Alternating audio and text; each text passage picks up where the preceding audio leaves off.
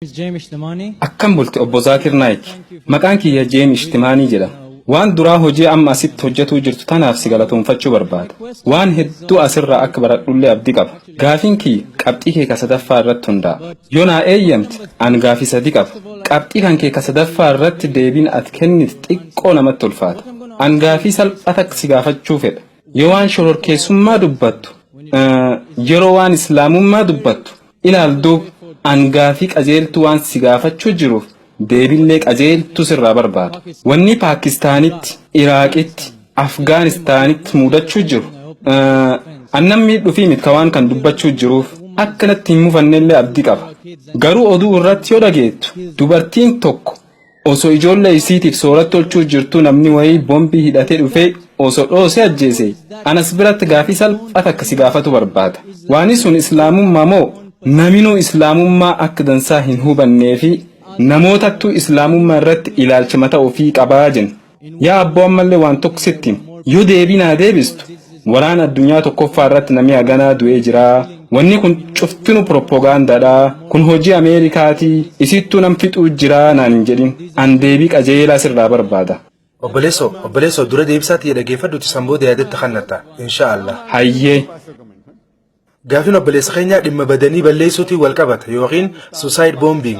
Fakkeenyaaf Afgaanistaanii fi Paakistaan keessatti osoo dubartiin takka nyaata godhaa jirtuu fa'aa namni wayii tokko dhufee boombii itti dhoosee ajjeese oduu jettu fa'aa dhagaya. Wanti kun akkamii je'ee gaafate. Akka amantiin Islaamaa jettutti waan miidiyaan jiru irraanfadhu dhimma kanarratti Islaamummaan seeraa akkam akka kaayansiif hima. Wanti miidiyaan jiru fedhu dhugaa yookiin sobaas ta'uu danda'a. Quraanni suuratul Maayidaa ayaa 32 irratti namni tokko lubbuu nama tokkoo yakka du'aatiif malee yookiin ammoo badii dachii irra babal'isuu isaatiif malee yoo ajjeese akka waan sanyii ilma namaa cufa ajjeeseetti ilaalama.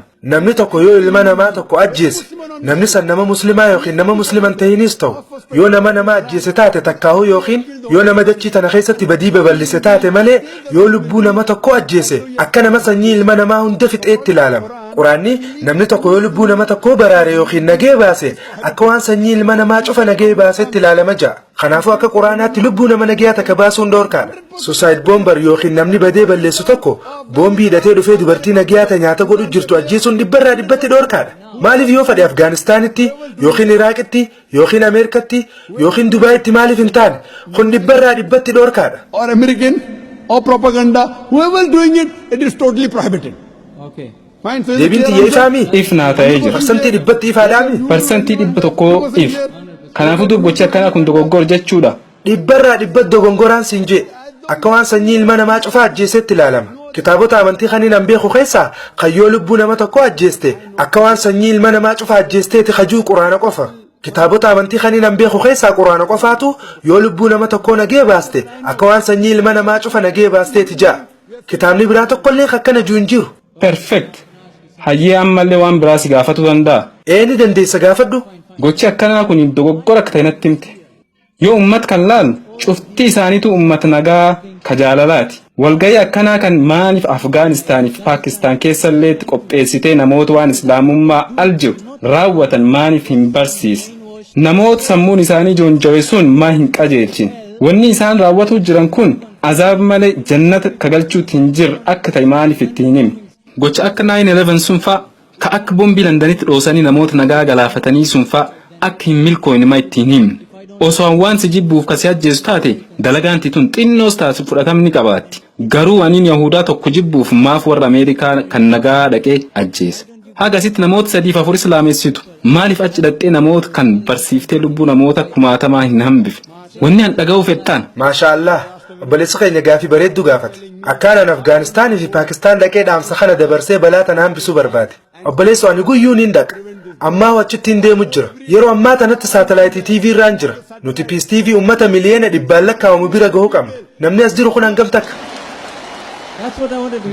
Uummanni as jiru kun 20 yookiin 30 hin caalan. Harkitee ammallee waan kana waraabaa jira. Waraabuun maaliif barbaachisa? Wanti waraabnuuf akkaanaan Paakistaan dhaquufi. Akkaanaan Afgaanistaan dhaquufi. akkasuma ammaas akkaan Ameerikaallee dhaquufi wanti waraabnuuf akka dhaamsa kiyya biyya cufa dhaquufi jechuudha. Barumsa kiyya kaniin ammata duree jihaadaa fi shororkeessummaa irratti kanne daawwattoota miliyoona dhibbaan lakkaa'amu harkate. Wanti nuti hojjechaa jirruufis ummata addunyaa cufa xiyyeeffannaa keessa galchineeti. Anasittiin barsiisaa jiraami kunis waraabameetti tamsaasame jechuudha. Wanti beekuu qabnu an dhaamsa kiyya akka fudhataniif nam tokkollee dirqamsiisuu hin danda'u. Obboleessoo akka ati waan hin juu fudhattu si dirqamsiisee Lakki na hin dirqisiifne. An akkamittiin ummata Paakistaan dirqamsiisuu danda'are akkamittiin ummata Afgaanistaanoo dirqamsiisuu danda'a. Haaluma wal fakkaatuun tanaas niin dubbadha. Akkuma atuu jette namoonni nagayaa hedduutu ajjeefamaa jira. Dhugaadha waliif galla. Garuu lakkoofsi isaanii hangam takka. Akka ati jettetti nama 4 fi 5 asitti islaamummaa fudhachiisuu irra jara sanitti waan kana himuutu irra wayyee jette. Hojiin tiyya dhaamsa dabarsuu qofa. Quraana keessatti suuratul Ghaashiyaa ayata 22 irratti fazakkir innamaa anta muzakkir lasta aleehim bimusayxir jedha. Dalagaan teenya dhaamsa dabarsuu qofa. nuti qalbii ilma namaa jijjiiruu hin dandeenyu. Rabbiin Nabi Muhammadin sallallahu alaihi wasallam ati iimaan ilma namaa to'achuu hin dandeessu jeen. Qaqqaceelluma namaaf kannu Rabbii tokkicha. Rabbi qofaatu hidaayaa namaaf kanna. Ani ittiin haasawa malee amantii jijjiirsisuu hin danda'u. Rabbi olaane qofaatu akka jijjiiraman godhuu danda'a. Ani ittuma himuudha malee warri Paakistaan dhaamsa kiyya fudhachuu fi fudhachuu dhabuun isaanii Rabbi harka jirti. Garoondee gaafii teetitti hogguun dhufu akka kiyyatti ati kaaseta kiyya terrorism muslim monopoly hajuu laalu qabda. Kaaseta kiyya shororkeessummaa monopoly muslimaatii hajuu akka laaltuun barbaade. Terrorism muslim monopoly hanjuu kana yoo laalte sammuun teetii fi ilaalchi kee ati shororkeessummaa irratti qabdu ni fooyyaa'a. Haasa'u san guututti irra deebi'ee haasa'uudhaaf amma yeroon qabnu. Garuu waan hin himuu fadu akkaana nama nutti shororkeessitoonni sadarkaa tokkoffaarra jiran warra siyaasaati.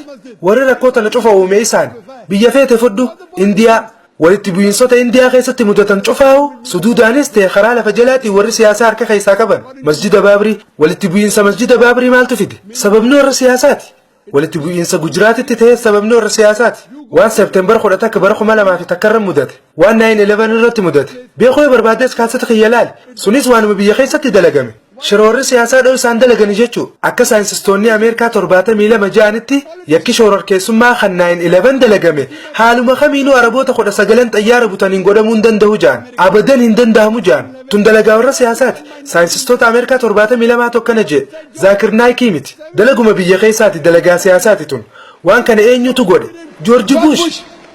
Afghanistan. Obbolees hangaan deebisaatii yaafixadhu naaf obsi. Deebisaatii yaafixadhu. Afgaanistaanitti namoota kumaatama lakkaa'amaniitu ajjeefamaa jira. Warri Ameerikaa kilastar boombiitti roobsaa namoota kumaatama hedduutti lakkaa'aman achitti fixaa jiran. Ati waa'ee suusaayid boombaraa yookiin waa'ee boombii balleessanii baduu haasa'u jirta. Kun haraami. Awwaan kana hin deeggaruus niin balaaleeffadha. Garuu wanti guddaan balaaleeffatamuu qabu loltoota Ameerikaan Afgaanistaanitti ergitee namoota nagayaa kumaatamaan lakkaa'aman fixaa jirtu kana. Kan Iraaqittis namoota nagayaa kumaatamaan lakkaa'amu fixaa jirtu kanaatu balaaleeffatamuu qaba. Saddam Hussein ani deeggaraasaati illee miti. Inni dogongora hedduu hojjete. Uummanni Iraaqis sirna bulchiinsa Saddam Hussein jibbanii jiran. Garuu egaa Ameerikaan dhuftee isaan goorraa buustee booda uummanni Iraaq hanga duraan Saddam jibban daran Ameerikaadha jibban. Waan Saddam Hussein nama badaateef Ameerikaan dhuftee Iraaq weeraruu hin qabdu. Saddam nama badaa ta'uun akka Ameerikaan dhuftee Iraaq qabattu godhuu hin danda'u. Maaliif waan kana godhan? Maallaqaa fi petroola saamuudhaaf. Fedhiin isaanii gaaza. Kaayyoon isaanii guddaan petroola saamuudha. Eenyutu Xaalibaan hundeessa? Gaafa Raashiyaan Afgaanistaan dhufte Ameerikaan uummata Afgaan gargaartee Xaalibaan hundeessite. Eega Raashiyaan ari'amtee booda ammoo Ameerikaan anaatu aangoo qabachuu qaba jettee lola biraa itti bante. Jarrinis deebi'ee firraa loluu ni jira. Eenyu namni rakkoo tana hunda uume? Warra Ameerikaati. Akka kiyyatti shororkeessaa guddaan seenaa addunyaa keessatti George Bush amma aangoo irra hin jiru. Shororkeessaan tokkoffaanis. Tanalleen si umoliin jedha. Maal jette? Tanalleen si umoliin jedha. Tanarratti atis nu wajjin jirta. Inuma Ameerikaallee dhaquuf hin deema. Ani ammaan tanaa'u Ameerikaa kallattiidhaanii fi saatalaayitiidhaanis dhaqutti hin jira. Uummata achi jiruufis barumsaan kan nu jira. Namootaan an beeku keessa ammataa kiyyaaf isa tokko. Kan eega 9/11 booda Awustiraaliyaa keessatti bakka namni hedduu walitti qabametti ani fandaamentaalistiidha. Mataa shororkeessitoota hundaa ammoo George Bush jee ka dubbate ana. Borumtaasaa wanti kun gaazexaa gubbatti mata duree guddaa godhamee barreeffame. In December Diseembar yookiin muddee bara 2001 keessa biyya Awustiraaliyaa keessatti osoo haasa'u godhaa jiru jeneraalli tokko shororkeessaan eenyu jettee yaadda jeena gaafannaan anis shororkeessaan tokkoffaan Joorji Buush jeetiin deebiseef. Gaazexeessitoonnis mata duree isaanii irratti Dr. Zakir Naik ani fandaamentaalistiidha jee. Akkasumas shororkeessaan sadarkaa tokkoffaarra jiru Joorji Buush jee yaada jaanii barreessan. Amma namni miila lamaan deemu hundinuu shororkeessaa jaanii isa yaman. Yeroo sanitti namnoonnee qabu kan akkana jee dubbatu tokkolleen hin jiru. Waan kanarraa wanti hubannu nuti dhugaa dubbachaa jiraachuu keenya. Yoo Joorji Buush fi abbaa fadhatee illee namni hedduun maal jaan beektaa? Yeroo takka osoo Londanitti haasa'u mata duree shororkeessummaa irratti godhaa jiru haasa'u bareedaadha nama hedduutu irraa gammadee ture. Kana gurbaan dargaggeessi tokko lafaa ka'ee Joorji Buush dhabama haa ta'u, Joorji Buush dhabama haa ta'u, Rabbi isaa ajjeesu, Rabbi isaa ajjeesu jee. Haasa'uun nan godhaa ture cufti achuma bilaashte. Bara Rasuulli keenya sallallahu alaihi wasallam ergaman sanitti namoota adawwii islaamaa ta'an jajjabaa lamaatu ture. Isaan lachuutu Umar jaaman, Umarayn. Nabiin keenya sallallahu alaihi wasallam umaroota lamaan keessaa tokkoof Rabbiin hidaayaa yookiin qaceeluma akka kennu du'aa'ii godhan. Kana booda Umar ibn al-Khattaab Rabbi irraa jaalatu khaliifaa musliimotaa lammaffaa tureef Rabbiin qaceeluma kenne. Umar ibn al-Khattaab adawwii islaamaa akkaan hamaa ta'e irraa ka'eeti humna jabaa islaamummaa ta'uu danda'e.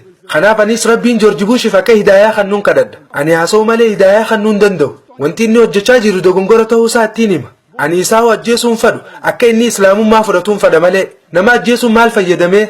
Islaamummaa fudhachuutu nama fayyada.